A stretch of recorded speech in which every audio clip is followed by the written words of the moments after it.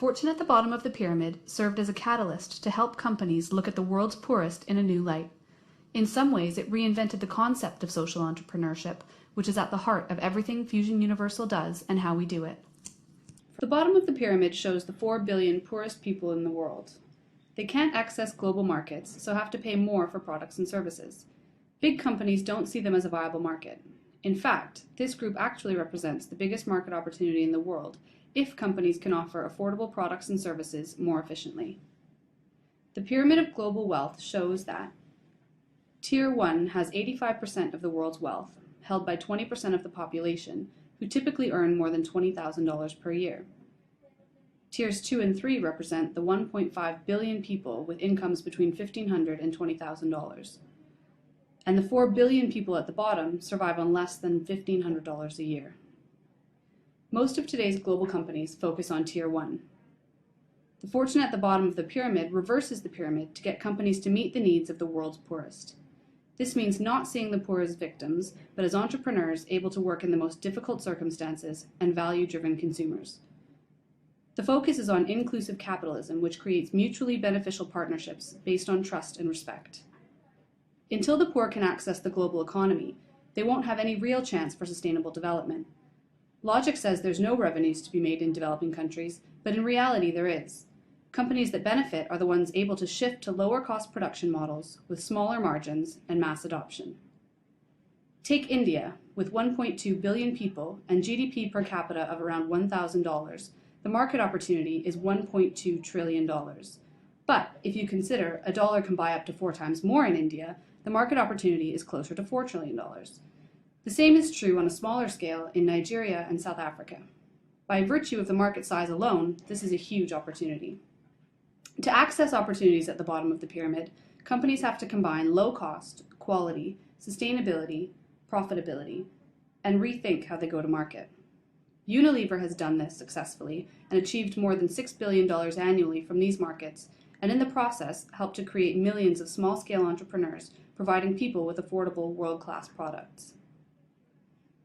Generally, the poor lack capital and can't access traditional routes like banks because they don't have any collateral. This means they pay huge amounts of interest to local moneylenders, making it almost impossible to generate opportunities to create wealth. If lending organizations are able to consider local customs and networks, they can provide cost-effective opportunities for the poor to generate sustainable incomes. Grameen Bank started as a small community lending organization, but now provides loans to more than 25 million people around the world and have a 95% repayment success rate. Central to their success was their ability to focus on local solutions and networks. Global companies aren't good at accessing local markets in rural areas, but there are creative local companies that are building distribution models to reach these areas. For example, in Africa, it was the global telecommunications companies that introduced networks to the large coastal cities, but it was the local companies that were able to expand these services to reach millions of rural poor by using existing local distribution networks. This not only provides income for the companies, but also provides much-needed service for the poor rural communities. To generate wealth from the bottom of the pyramid, companies can't rely on the same products and business models they use for developed markets. They need products specifically for the poor, with profits based on big volumes, not big margins. This means the new business and production models have to be scalable and easily localized. For example, Unilever realized that the poor don't buy in bulk from supermarkets, so they created single-use packets for local markets. Because they're buying smaller amounts on a daily basis, products have to be high quality to be successful. Unilever realized they need a high-quality, low-cost product distributed through local markets to achieve success in developing countries. To develop and organize markets, companies have to work in partnership. Empowering the poor through access to buying power, better choice, and opportunities can threaten existing local power structures, and opposition can develop quickly.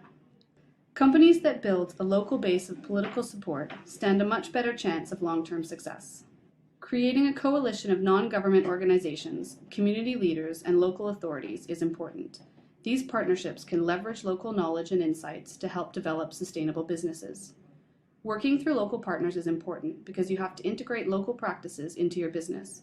Understanding existing practices can also lead to innovative new products and services. It's the big companies that need to lead these new partnerships. Building new markets requires capital to build infrastructure.